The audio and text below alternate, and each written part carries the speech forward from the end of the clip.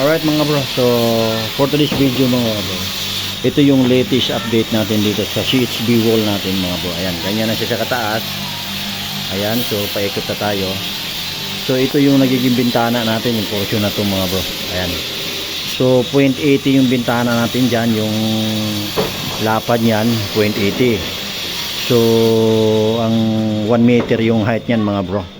Alright mga bro, so dito din sa kabila, yan, paikot na yung CHB laying natin dyan mga bro. Ayan, kung nakapansin nyo yun mga bro. So ito, nilalagyan na rin natin ng CHB dito mga bro. Ayan, para magiging square na po siya. Alright, so yan, so itong area na to, ayan, yan po yung bintana natin.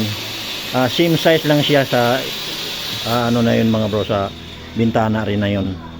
Alright mga bro, so ang nangyayari kasi mga bro sa mga ganito, pag yabi-yabi na CHB natin dito, pwede naman. Ayan, gaya niyan. Kaso hindi natin maisabay yung ganito niya. Hindi naman totally talaga maisabay. So ang gagawin ko na lang dito, so ang technique ko dito, since na hindi siya na yabi-yabi yung nailak yung CHB natin mga bro, bubuhusan ko to dito sa lugar na to. Ito sa pagitan ng hollow block para kapit na kapit. Then yung horizontal natin mga bro, paliko siya papunta dito, patusok dito sa eskwela, pag ganun. Alright, para pag binuhusan siya, kapit na kapit sila lahat mga bro. Alright mga bro, yan po yung tips natin sa mga beginners. Kasi po hindi naman po talaga totally yan maisabay lahat talaga, na halimbawa yung nakalak yung hollow block natin kasi wala tayong column. Alright, so kung sakaling hindi po natin maisabay, kailangan dito, pagdating dito sa dulo, meron po tayong pagitan na pagbubuhusan natin mga bro.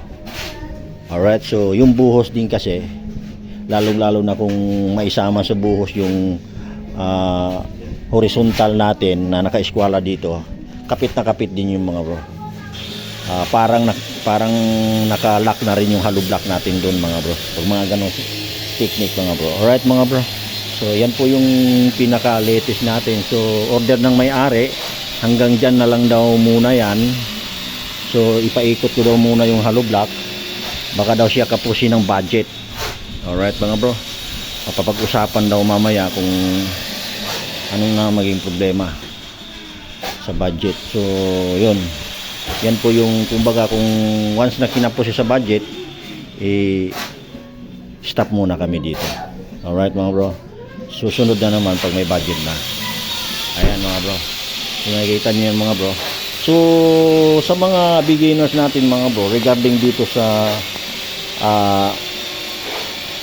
dowels natin mga bro, once na magli-layout tayo ng dowels mga bro, depende kasi po yan sa diskarte ng mason.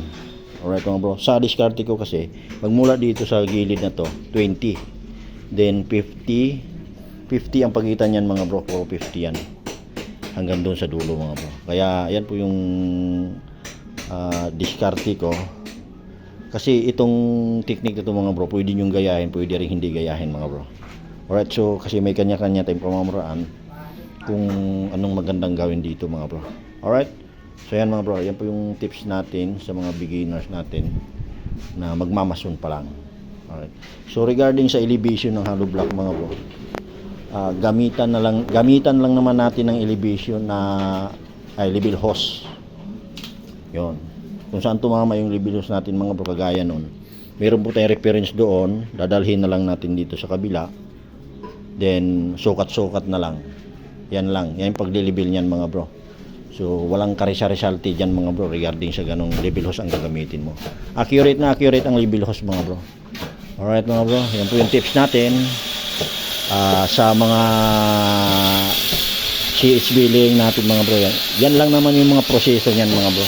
Wala ka namang ibang proseso regarding sa ganon Alright mga bro, so yan, shout out sa lahat na nakapanood ng ating video na to, at sana pagpalain kayo ng buong may kapal. Alright mga bro, so good luck. Thank you so much, bye bye.